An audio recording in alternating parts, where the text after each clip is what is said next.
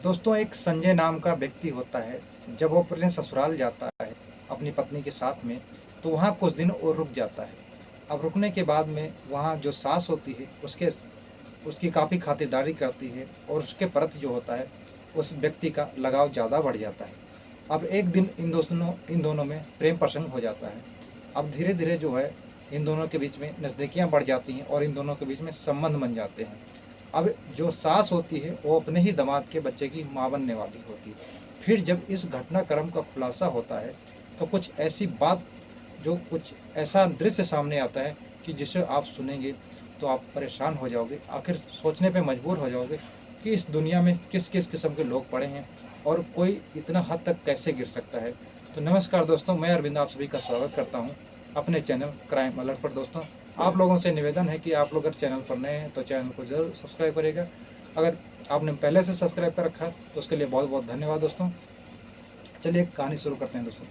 दोस्तों, आज की जो कहानी है ये महाराष्ट्र का बॉम्बे की कहानी है। यहाँ पर एक संजना नाम की एक लड़की होती है जिसकी उम्र 5 साल थी, तभी उसके पिताजी का स्वर्गवास हो गया था। अब जो माँ थी संजना की, वो संजना की परवरिश करती है, सिर्फ संजना के ही सहारे अपनी पूरी ज़िंदगी बिताने का फैसला कर लेती है। अब संजना जो है धीरे धीरे बड़ी हो जाती है और वो ग्रेजुएशन करने के बाद में अब वो बड़ी बड़ी कंपनियों में हर जगह इंटरव्यू के लिए जाती है। तभी उसकी जो मुलाकात होती है एक संजय नाम के लड़के से हो जाती है। संजय जो होता है वो सॉफ्टवेयर इंजीनियर होता है, जो कि वो भी अपनी जॉब के लिए जगह जगह इंटरव्यू देने के लिए जाता है। अब इन दोनों के बीच में काफ़ी सारी बातें होती हैं और इन दोनों के बीच नज़दीकियाँ बढ़ना स्टार्ट हो जाती हैं। अब एक दूसरे से नंबर ले लेते हैं दोनों, और उसके बाद में दोनों वो बातें किया करते थे। अब संजना को जो होती है एक बैंक में नौकरी मिल जाती है। अब संजय को जो है एक अच्छी कंपनी में इंजीनियर की नौकरी मिल जाती है। दोनों बहुत अच्छे काम करने लग जाते हैं और पैसे भी अच्छे कमाते हैं। अब संजना जो होती है इन दोनों अपनी दोनों की बात जो है अपनी माँ से कहती है कि माँ, एक संजय नाम का लड़का है, मैं जिससे बहुत प्यार करती हूँ और उससे मैं शादी करना चाहती हूँ। संजना की जो माँ होती है वो शादी के लिए हाँ कर देती है और कहती है लड़के को बुलाओ और लड़के को हम देखते हैं और बातचीत करते हैं, देखते हैं लड़का कैसा है देखने में और क्या हो, तुम दोनों एक दूसरे के साथ में खुश हो। इस बात का संजना का बहुत अच्छे से जवाब देती है और संजय को मिलाती है। और संजय जब संजना की माँ से मिलता है तो संजना की माँ से काफ़ी सारी बातें होती हैं और संजना की जो माँ होती है संजय के साथ रिश्ता पक्का कर देती है। एक दिन इन दोनों की शादी बड़े सिंपल तरीके से हो जाती है और एक मंदिर में हो जाती है शादी। फिर जो है जो संजय होते हैं ये बाहर जाने के लिए अपने हनीमून की प्लानिंग करते हैं। वो थाईलैंड का टिकट कराते हैं, 3 टिकट कराते हैं, जो कि संजना का होता है और संजना की माँ का होता है और संजय का होता है। ये तीनों हनीमून के लिए 1 महीने की छुट्टी लेकर बाहर देश चले जाते हैं थाईलैंड। वहाँ काफ़ी सारी मौज मस्ती करते हैं और दोनों जब छुट्टियाँ पूरा हो जाती हैं फिर उसके बाद में ये अपने देश इंडिया आ जाते हैं। अब यहाँ आने के बाद में संजना जो होती है अब अपने पति के साथ में पुणे रहने लग जाती है और क्योंकि संजय पुणे का ही रहने वाला था और उसकी जॉब भी पुणे में थी। तो इस तरह से जब काफ़ी 1 महीने का वक्त बीतता है तो संजना अपनी माँ से कहती है कि माँ, आप क्यों नहीं यहाँ हमारे पास रहने आ जाते हो, वहाँ आप अकेले कब तक परेशान हुआ करोगे। संजना की माँ जिद कहती है कि नहीं बेटा, हम यहीं पे ठीक हैं, हमें यहीं रहने दो। लेकिन संजना के जिद के आगे अब संजना की माँ हार जाती है और अपनी बेटी के साथ में रहने के लिए पुणे महाराष्ट्र आ जाती है। अब पुणे रहने के लिए दोनों साथ साथ में रहने लग जाते हैं।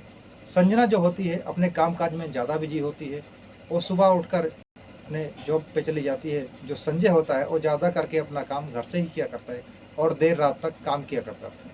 अब धीरे धीरे जो संजना होती है वो अपने पति का ध्यान कम रख पाती थी और जो संजना की माँ होती है वो संजय का ध्यान रखा करती थी और संजय की जो है खाना पीना सारा चीज़ संजना की माँ ही कर, क्योंकि संजना के पास में इतना टाइम नहीं होता था। वो अपना जो सारा टाइम होता है ऑफिस के कामों में दिया करती थी। अब संजय का वक्त जो है संजय की माँ यानी संजना की माँ के साथ में ज़्यादा बीतने लगा था। अब इन दोनों के बीच में काफ़ी नज़दीकियाँ बन जाती हैं और इन दोनों के बीच में अब नाजायज़ रिश्ता कायम हो जाता है और इन दोनों के बीच में अब अवैध संबंध बन जाते हैं। फिर धीरे धीरे अब एक दिन ऐसा होता है कि संजना और संजय के बीच में कुछ नोक झोंक होने लग जाती है। और धीरे धीरे जो संजय होता है संजना से अब दूरियां बनाने लगता है। और एक दिन उन दोनों में कुछ कहासुनी हो जाती है, जिसकी वजह से संजय बात यहाँ तक आता है कि हम तुम्हें डिवोर्स दे देंगे, अब तुम्हारे साथ हमें नहीं रहना होता है। एक दिन काफ़ी बात आगे बढ़ जाती है, तो संजय जो होता है संजना के साथ में अलग रहने लग जाता है। वहाँ से थोड़ा दूर जाकर एक किराए पर कमरा लेता है, वहाँ रहने लग जाता है। और 1 महीने का वक्त बीतने के बाद में संजय जो होता है संजना के घर डाइवोर्स का कागजात भिजवा देता है। और संजना ने कभी सोचा भी नहीं था कि छोटी सी बात के लिए इतना बड़ा कदम उठा सकता है संजय। अब संजना जो होती है गुस्से में उस डाइवोर्स के कागज़ पर साइन कर संजय के पास भिजवा देती है। अब इन दोनों का तलाक हो जाता है और संजना जो होती है अपना वहाँ से ट्रांसफ़र करवा लेती है और वहाँ चली जाती है गुजरात में अहमदाबाद में रहने लग जाती है और वहाँ पर जॉब करती है। और संजना की जो माँ होती है वो महाराष्ट्र पुणे मुंबई आ जाती है और वहाँ पे रहने लग जाती है अपने घर में। अब संजना की माँ वहाँ रहकर अपनी माँ से फ़ोन पर हाल खबर लिया करती थी और अपनी माँ को बुलाया करती थी कि माँ आप भी यहाँ आ जाओ और यहीं पास में रहते हैं दोनों। संजना की जो माँ होती है वो कहती है कि नहीं माँ बेटी मैं यहीं पे ठीक हूँ, अब मुझे यहीं रहने दो, आप वहाँ रख, मैं यहाँ कोई दिक्कत नहीं हूँ। अब धीरे धीरे जो संजय होता है ये अपना ट्रांसफ़र मुंबई करा लेता है और मुंबई में रहने लग जाता है। अब धीरे धीरे इन अपनी सास के घर आया जाया करता था और अपनी सास के साथ में रंगरलियाँ मनाया करता था। अब धीरे धीरे जो होता है कि जब संजना की माँ जो है संजय की बच्चे की माँ बन जाती है और फिर संजना की माँ जो होती है संजय के साथ में शादी कर लेती है, कोर्ट मैरिज कर लेती है। और एक दिन जब संजना जो होती है वहाँ से छुट्टी लेकर अपनी माँ के पास में आती है और अपनी माँ को बगैर बताए आ जाती है। अब जब घर में अचानक से पहुँचती है तो देखती है कि जिस पति के साथ में हमारा डाइवोर्स हो चुका है वो हमारी माँ के साथ में यहाँ क्या कर रहा है। अब संजना की माँ के जो गोद में बच्चा, संजना की जो माँ होती है वो गोद में बच्चा लिए बैठी होती है और उसको लाड कर रही होती थी। और जो अपनी माँ के गोद में बच्चा देखती है संजना, तो संजना के होश उड़ जाते हैं और पूछती है माँ ये बच्चा किसका है।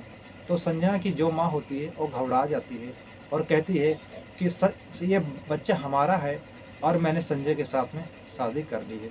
संजना को जो होता है कि मानो उसके पैरों तले ज़मीन खिसक, उसके ऊपर जो होता है कि पहाड़, दुखों का पहाड़ टूट पड़ा हो।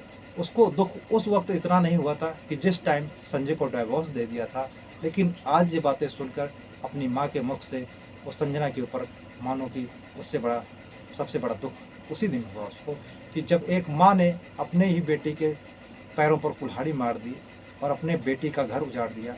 इस तरह से एक माँ कितने नीचे गिर गई इसकी कभी कल्पना भी नहीं कोई कर सकता था। तो दोस्तों ये जो माँ बेटी का रिश्ता था किस तरह से शर्मसार कर दिया। एक माँ ने अपनी ही बेटी का घर उजाड़ दिया और अपने ही जमाई के साथ में शादी कर ली। दोस्तों संजना कहती है कि अगर आपको शादी ही करनी थी तो बहुत सारे लोग पड़े इस दुनिया में, किसी के साथ आप शादी कर सकती थी। तुम्हें हमारा ही पति मिला था और हमारी ही ज़िंदगी बर्बाद करने को मिली थी। अब उसको वो पुरानी सारी बातें याद करने को आती हैं, क्योंकि किस तरह से संजय उसकी माँ का ख्याल रखा करता था और किस तरह से उससे प्यार से बातें किया करता था, किस तरह से उससे नज़दीकियाँ बनाया करता था। तो संजना इन बातों को बहुत इग्नोर कर दिया करती थी, क्योंकि वो सोचती थी कि माँ है, संजय अपनी माँ समझकर हमारी माँ से लाड कर रहा है। और इस तरह से उसको इन जो उनकी नज़दीकियाँ थी इनसे बेखबर थी कि ये नज़दीकियाँ कैसी हैं, इसको अंदाज़ा भी नहीं था। तो दोस्तों कहानी सुनाने का उद्देश्य किसी को भावनाओं को ठेस पहुँचाना नहीं, किसी को आहत करना नहीं। दोस्तों अब संजना और संजना की माँ अलग रह रहे हैं और जो है संजय संजना की माँ के साथ में रह रहा है। संजना जो है अपनी माँ से हमेशा के रिश्ता ख़त्म करके गुजरात जाकर वहाँ पे अपनी जॉब कर रही है। तो दोस्तों कहानी कैसी लगी आप अपनी राय कमेंट बॉक्स में ज़रूर लिखिएगा। और कहानी सुनाने का उद्देश्य दोस्तों किसी की भावनाओं को ठेस पहुँचाने, किसी को आहत करना नहीं। दोस्तों मिलते हैं और किस सच्ची कहानी के साथ, तब तक के लिए जय हिंद दोस्तों।